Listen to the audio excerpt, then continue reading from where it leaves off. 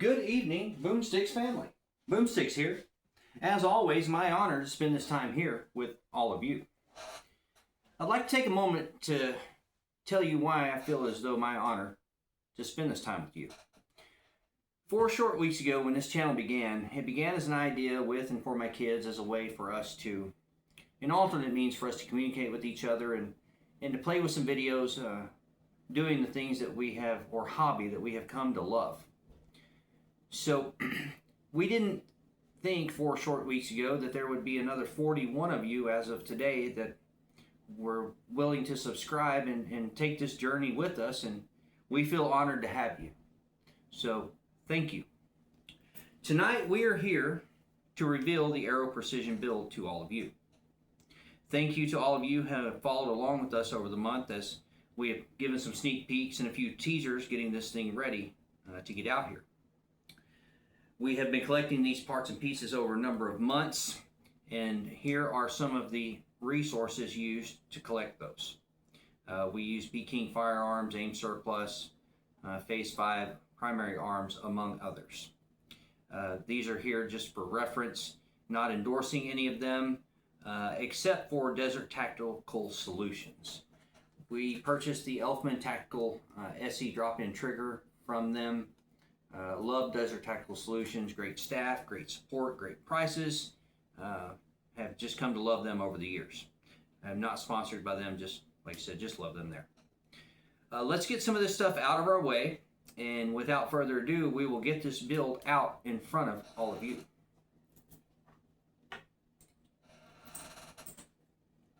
Again, we have been collecting these parts and pieces since probably the middle of last year.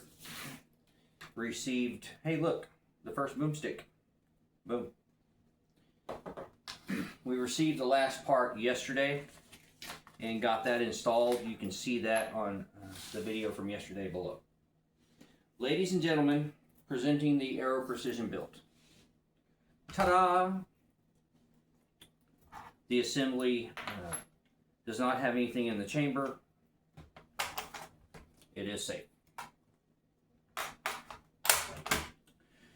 This is an Aero Precision M4E1 in upper and lower receiver assembly. Let's go ahead and get this chamber flag out.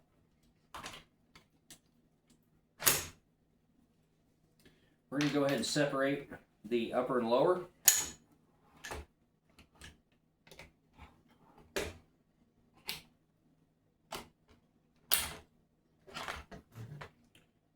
Guys, we'll do our best to get through this tonight. I am certain that I will forget something. So if there's anything that's been forgotten or any questions you have, just leave them in the comments below and I will get to them. Okay, let's talk about this upper receiver. This is an Aero Precision M4E1-E Enhanced Upper Receiver Assembly. We'll get this charging handle and bolt carrier group out so we can talk about them momentarily. We're excited about this. For those of you who know what this is, you know what this is. For those of you who do not, we'll talk about it more momentarily. M4E1-E Enhanced, meaning that this free float handguard, this is a Gen 1 by the way, that bolts in here with these 8 bolts you can see here.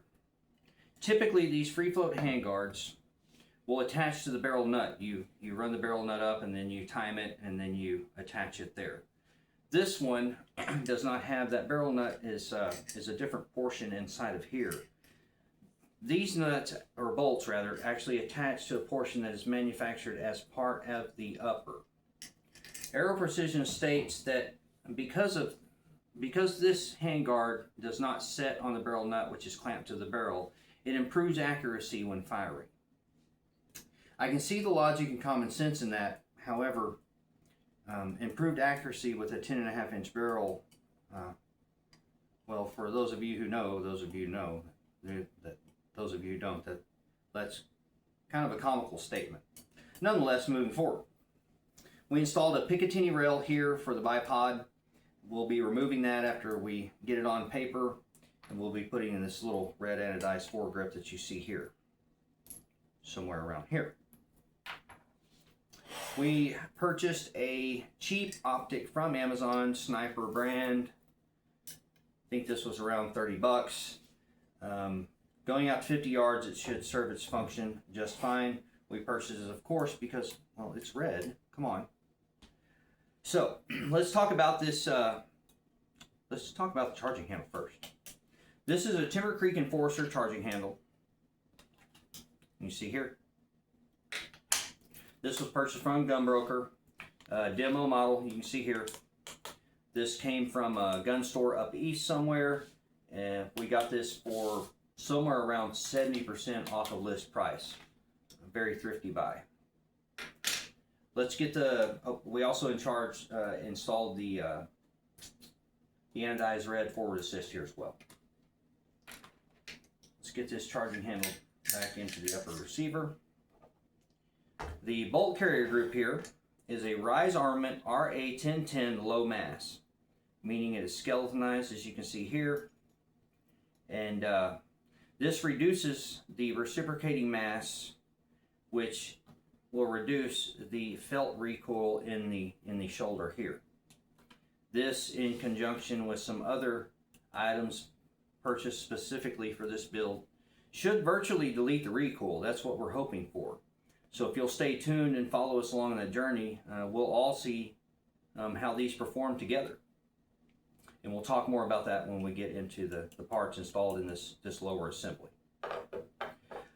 This was purchased from Gunbroker, lightly used. As you can see, it's in excellent condition. Because of that, this was also, I think, somewhere around 70% off of list price. So another thrifty purchase.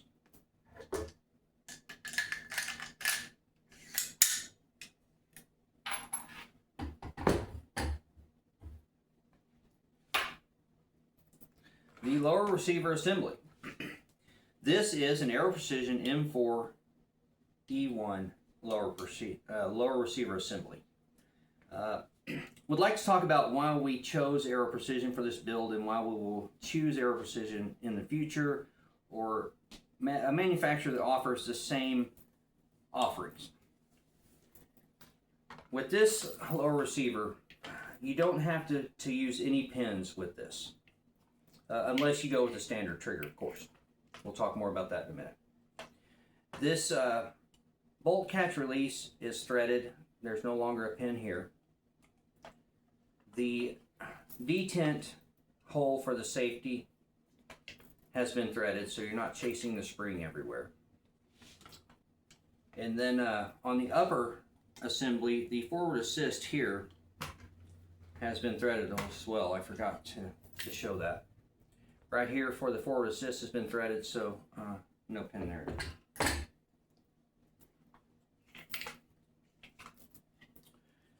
Let's talk about the trigger for a moment. This is the Elfman SE drop-in trigger.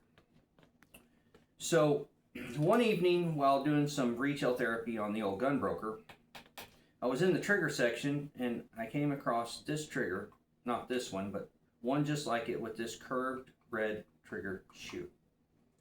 And for several days my brain would not let go of this little stupid red trigger shoe. And from there, that same brain did all of this. And we're very excited about it. It is a bit over the top. I would like to go on record stating that this build is not for any intended real world purpose. I did not build this to take hunting. This was built as, well, ladies and gentlemen, specifically as a piece of candy to take to the range and do very loud things with. So stay tuned. We installed this trigger. I love this trigger because this is a bolt-in style as opposed to the pins, as I was saying a moment ago. According to the manufacturer, this, and Elfman holds the patent on this, according to them, this makes the a clamp load here, thus making this lower a bit stronger. Common sense dictates it. There's some accuracy to that. We installed the Tacdom Enhanced Anodized Red Takedown Pin set you see here. Shout out to A1 Armory.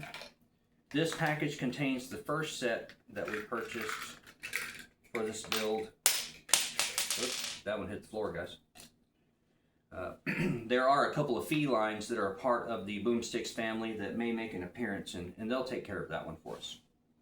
Moving on, this pin came in defective. I don't know if it shows up on camera here. It came in with a defective finish right here on the head.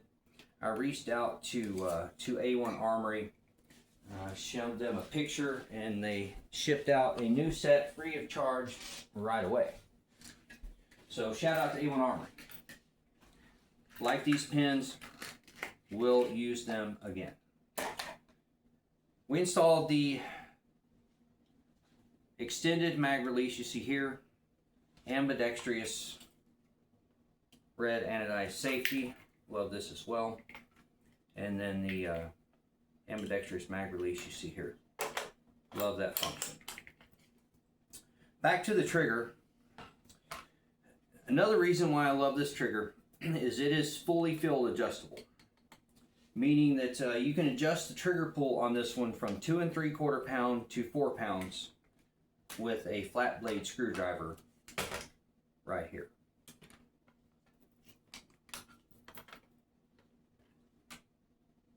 Love that function. Coming up in a future video, we'll get this with the trigger pull gauge, and we'll show you guys how to adjust this and the different pull weights. Something else that we're thinking about doing is we're thinking about purchasing a decibel meter to take to the range and testing out different muzzle devices on this particular assembly to see just how loud they really are. So if that's something you guys would be interested in seeing, let me know and we'll get a decibel meter purchased and get that content made for you. Going back to this to the lower receiver here, we installed the Timber Creek end plate with QD mount.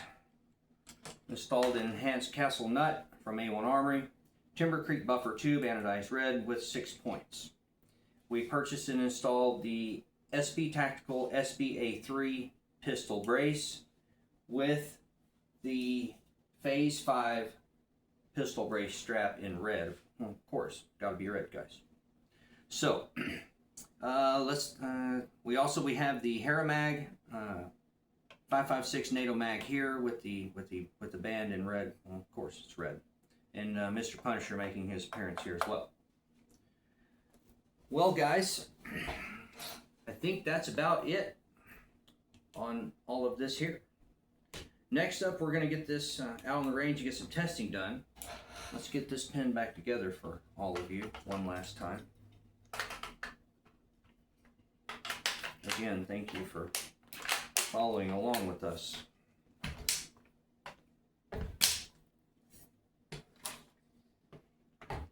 And there we are, ladies and gentlemen.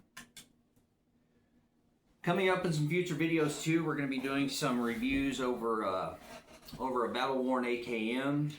We have some handguns that for this channel that will be coming up. A 1911 we're very fond of, and some other things as well. Excited about that. We're going to get the 50 Beowulf upper out on the range too, and hopefully get on a private range, get some tannerite on film for you guys with that 12.7x4 too. That should be very eventful, so stay tuned for that. Guys, as always, it is my honor to spend this time with you. Thank you for tuning in. Boomsticks out.